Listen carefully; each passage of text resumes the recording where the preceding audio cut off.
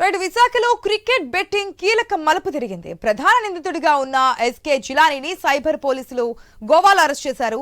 ఈ కేసుతో సంబంధం ఉన్న 12 మంది పోలీసులు అదుపులో ఉన్నారు. పెదవాల్టేరు డాక్టర్స్ కాలనీ గాయత్రి టవర్స్ వద్ద ఒక ఇంటిపై రైడ్ నిర్వహించిన పోలీసులు ఆఫ్లైన్ ఆన్లైన్ క్రికెట్ బెట్టింగ్ నిర్వహిస్తుండగా పట్టుకున్నారు. బెట్టింగ్ కోసం ఉపయోగించిన 137 బ్యాంక్ అకౌంట్స్ ను గుర్తించారు. వాటిని పరిశీలించగా 400 కోట్ల రూపాయలు ట్రాన్సాక్షన్స్ జరిగినట్లుగా తేల్చారు పోలీసులు. ఇంకొంతమంది బెట్టింగ్ ముఠా సభ్యులు, జూదగాళ్లు, అకౌంట్ సప్లయర్స్ ను ఈ కేసులో ఉన్నట్లుగా సమాచారం.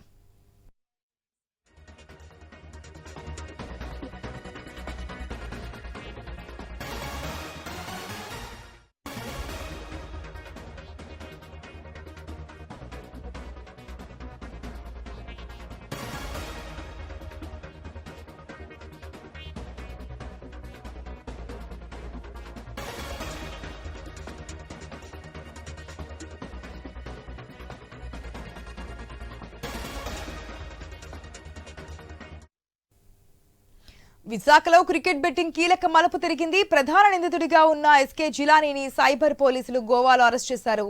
ఈ కేసుతో సంబంధం ఉన్న 12 మందిని పోలీసులు అదుపులో తీసుకున్నారు.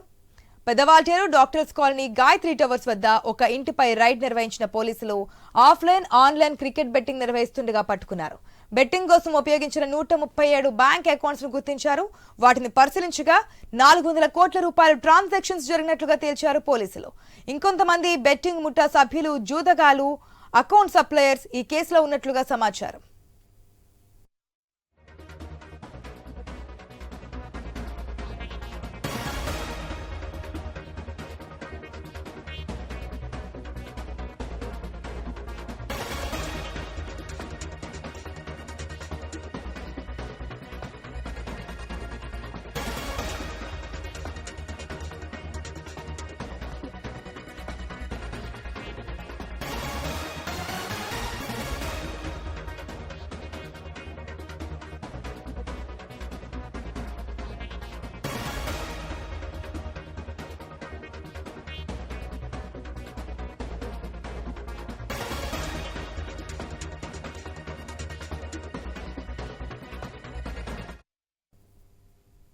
విశాఖలో క్రికెట్ బెట్టింగ్ కీలక మలుపు తిరిగింది. ప్రధాన నిందితుడిగా ఉన్న ఎస్కే జిలానీని సైబర్ పోలీసులు గోవాలో అరెస్ట్ చేశారు. ఈ కేసుతో సంబంధం ఉన్న మొత్తం 12 మంది కూడా ఇప్పటికే పోలీసులు అదుపులో అయితే ఉన్నారు. పెదవాల్టేరు డాక్టర్స్ కాలనీలో గాయత్రి టవర్స్ లో ఒక ఇంటిపై రైడ్ నిర్వహించిన పోలీసులు ఆఫ్లైన్ లో కావచ్చు, ఆన్లైన్ లో కావచ్చు ఈ క్రికెట్ బెట్టింగ్ ఆడుతుండగా పట్టుకున్నటువంటి సిచ్యువేషన్. మొత్తం 137 బ్యాంక్ అకౌంట్స్ ఈ బెట్టింగ్ కోసం యూజ్ చేసినట్టు తెలుస్తుంది. 400 కోట్ల రూపాయలు ట్రాన్సాక్షన్ చేసినట్టుగా పోలీసులు ఇస్తున్నటువంటి ఇన్ఫర్మేషన్. మరిన్ని అప్డేట్స్ మా ప్రతినిధి రాజు ద్వారా తెలుసుకుందాం. రాజు, 400 కోట్ల రూపాయల ట్రాన్సాక్షన్స్ జరిగినట్టుగా తెలుస్తోంది. డీటెయిల్స్ ఏంటి? ఎంతవరకు అక్కడ ఉన్నటువంటి ఎక్విప్మెంట్స్ కావచ్చు, మనుషులు కావచ్చు పట్టుకున్నారు? విశాఖపట్నంలో 2023లో వెలుగులోకి వచ్చినటువంటి ఒక క్రికెట్ బెట్టింగ్ విషయం అయితే ఒక చెలవలు పలవలుగా విస్తరిస్తున్నట్టుగా తెలుస్తుంది. గత కొన్నేళ్లుగా కూడా గుట్టు చప్పుడు కాకుండా క్రికెట్ బెట్టింగ్ నిర్వహిస్తున్న పరిస్థితుల్లో ఒక వ్యక్తి అయితే 8 లక్షలు నష్టపోయిన తర్వాత 2023లో పోలీసులు ఆశ్రయించడంతో ఈ గుట్టు అయితే బయటకు వచ్చిందని చెప్పుకోవచ్చు. అప్పటి నుంచి దర్యాప్తు చేస్తున్నటువంటి పోలీసులకైతే షాకింగ్ న్యూస్లు అయితే వెలుగులోకి వస్తున్నాయి. దాదాపు 400 కోట్ల ట్రాన్సాక్షన్ జరిగింది 137 బ్యాంక్ అకౌంట్ల ద్వారా అని చెప్పి పోలీసులు అయితే గుర్తించారు. గతంలో కూడా ఇప్పటి వరకు 10 మందిని అయితే అరెస్ట్ చేయడం జరిగింది. ఇందులో కీలక నిందితులైనటువంటి A1, A2లుగా ఉన్నటువంటి వర్మ, జిలానీలు అయితే ఇప్పటివరకు దొరకలేదని చెప్పి పోలీసులు చెప్తున్న నేపథ్యంలో గత నెలలో కూడా 8 మందిని అయితే అరెస్ట్ చేయడం జరిగింది. మొత్తం మీద ఇప్పటి వరకు అయితే 12 మందిని అరెస్ట్ చేశారు.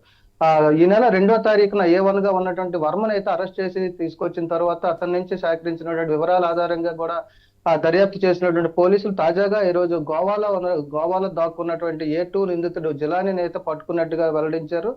దీంతో ఇప్పటి వరకు 12 మందిని అయితే అదుపులో తీసుకోవడం జరిగింది. 400 కోట్ల ట్రాన్సాక్షన్ ఒక విశాఖపట్నంలోనే జరిగినట్టుగా తెలుస్తుంది. ఇది ఒక ఆన్లైన్ లో జరిగింది. ఇంకా ఆఫ్లైన్ లో కూడా కోట్ల కొద్ది డబ్బులు ట్రాన్సాక్షన్ జరిగినట్టయితే పోలీసులు అనుమానం వ్యక్తం చేస్తున్నారు. దానికి సంబంధించి కూడా దర్యాప్తు చేస్తున్న పరిస్థితి ఉంది. ముఖ్యంగా చూసుకుంటే యువత ఎక్కువగా టార్గెట్ చేస్తూ ఈ క్రికెట్ బెట్టింగ్లకు పాల్పడుతున్నటువంటి ముఠా ఏదైతే ఉందో యువతని ఎక్కువగా టార్గెట్ చేస్తూ వాళ్ళని ఆ ముగ్గులోకి దించుతున్నట్టుగా కూడా విచారణలో వెల్లడైనట్టు పోలీసులు విశాఖపట్నం పోలీస్ కమిషనర్ కూడా తెలియజేస్తున్నారు. ముఖ్యంగా చూసుకుంటే క్రికెట్ బెట్టింగ్ వ్యసనానికి పాల్పడి చాలా మంది ప్రాణాలు కోల్పోతున్న నేపథ్యంలో దీని మీద కఠినమైన చర్యలు తీసుకోవాలని చాలా మంది విమర్శలు చేస్తున్న నేపథ్యంలో పోలీసులు అయితే చురుగ్గా వ్యవహరించి దీనికి సంబంధించి ఇప్పటివరకు 12 మందిని అరెస్ట్ చేయడంతో పాటు అందులో కీలకంగా ఉన్నటువంటి A1, A2 నిందితులు కూడా అరెస్ట్ చేయడం గురించి అయితే పోలీసుల నుంచి ప్రశంసించవచ్చు. ఇంకా దీనికి సంబంధించి ఒక్క ల్యాప్టాప్ సేకరించిన ద్వారానే 400 కోట్ల ట్రాన్సాక్షన్ జరిగినట్టు గుర్తించినటువంటి పోలీసులు ఇంకా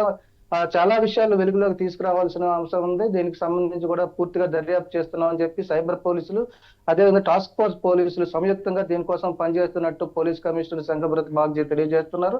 మరి ముఖ్యంగా ఈ రోజు దొరికినటువంటి A2తో మొత్తం 12 మంది అయితే అదుపులోకి తీసుకోవడం జరిగింది. అయితే ఇంకా దీనికి సంబంధించి చాలా మంది ఉన్నారని చెప్పి కూడా పోలీసులు తెలియజేస్తున్నారు. దీంతో పాటు ఒక విశాఖపట్నంలోనైనా లేదంటే మిగతా ప్రాంతాల్లో కూడా ఈ ముఠా పనిచేస్తుందా అనేది కూడా తెలియాల్సిన అవసరం ఉంది. దీంతో పాటు ఇంకా ఎంతమంది ఉన్నారు అనేది కూడా వెలుగులోకి రావాల్సి ఉంది. దీనికి సంబంధించి అయితే ముఖ్యంగా పోలీసులు దృష్టి పెట్టింది 12 మందిని అరెస్ట్ చేయడంతో పాటు ఇంకా అసలు ఏ అకౌంట్ల నుంచి ఎలా ట్రాన్సాక్షన్ అయింది అనేది చూసుకుంటే ఇప్పటి వరకు ఉన్నటువంటి సమాచారం ప్రకారం కరెంట్ అకౌంట్లు, ఫేక్ అకౌంట్లు క్రియేట్ చేసి అదే విధంగా వాళ్ళకు ఉన్నటువంటి స్నేహితులు ఎవరైతే ఉన్నారో వాళ్ళ అకౌంట్ల ద్వారా కూడా వాళ్ళ పేరును కూడా అకౌంట్లు క్రియేట్ చేసి మనీ ట్రాన్సాక్షన్ అయితే జరుగుతున్నట్టు గుర్తించినట్టు తెలుస్తుంది. మరి దీనికి సంబంధించి కూడా సైబర్ క్రైమ్ పోలీసులు, అదేవిధంగా టాస్క్ ఫోర్స్ పోలీసులు పూర్తి స్థాయిలో దృష్టి పెట్టారు అని చెప్పుకోవచ్చు.